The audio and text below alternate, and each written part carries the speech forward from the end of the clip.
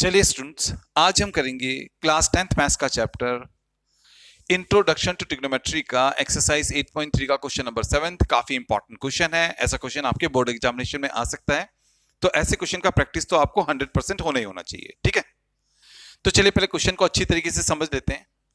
Question में हमसे कहा गया है कि हमने एक्सप्रेस करना है sine 67 degree plus cos 75 degree in terms of trigonometric ratios of angle between 0 degree and 45 degree.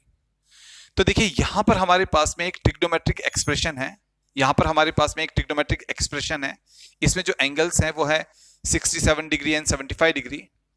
हमने इस एक्सप्रेशन को ऐसे ट्रिग्नोमेट्रिक रेशियोज के टर्म में लिखना है जिनमें एंगल्स जो है वो 0 डिग्री से 45 डिग्री के बीच में हो। ठीक है, तो हम इस यहां पर जो ये फॉर्मूले है ना, इनकी हेल्प से हम इस क्वेश्चन को बड़े आराम से सॉल्व कर लेंगे। ठीक है, तो हम इस ट्रिग्नोमेट्रिक एक्सप्रेशन को ऐसे ट्रिग्नोमेट्रिक रेशियोज के टर्म में लिख सकते हैं इन फॉर्मूले की हेल्प से, जिसमें एंगल जो है वो 0 से 45 डिग्री के बीच में होंगे। हाँ, तो चलिए पहले हम इस एक्सप्रेशन को यहां पर नीचे नोट डाउन कर लेते हैं। हमारे पास में है sine 67 degree plus cos 75 degree. ठीक है, ये हमारे पास में है, तो इसके आगे हम गिवन लिख लेते हैं ना, ये हमें गिवन है ना। अब देखिए, आपने अच्छी तरीके से याद रखना है, अगर हमारे पास में है साइन थीटा तो हम उसको इस फॉर्मूले से लिख सकते हैं कॉस 90 माइनस थीटा। आपने याद रखना है साइन थीटा होता है कॉस 90 माइनस थीटा। लेकिन अगर थीटा की जगह पर 67 डिग्री हो, ठीक है, अगर थीटा की जगह पर 67 डिग्री हो तो साइन 67 डिग्री हमारा हो जाता है कॉस 90 माइनस 67 डिग्री। ठीक है, तो इस फॉर्मूले से हमारा साइन 67 डिग्री हो जाएगा कॉस 90 डिग्री माइनस 67 डिग्री। ठीक है, फिर यहां पर है प्लस, तो लगाएंगे प्लस। अब देखिए यहां पर है cos 75 डिग्री।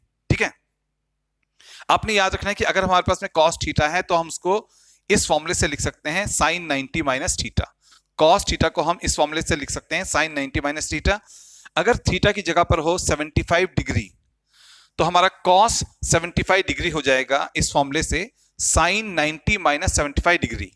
तो इस फॉर्मूले से हमारा cos 75 डिग्री हो जाएगा sin 90 डिग्री माइनस 75 डिग्री। ठीक है, अब यहां पर है cos, अब यहां पर है 90 डिग्री माइनस 67 डिग्री। अगर हम 90 डिग्री में से 67 डिग्री को माइनस करते हैं तो हमारे पास में आता है 23 डिग्री। ठीक है, तो 90 माइनस 67 होता है 23, तो ये हमारा हो जाएगा cos 23 डिग्री। फिर यहां पर है प्लस, तो लगाएंगे प्लस।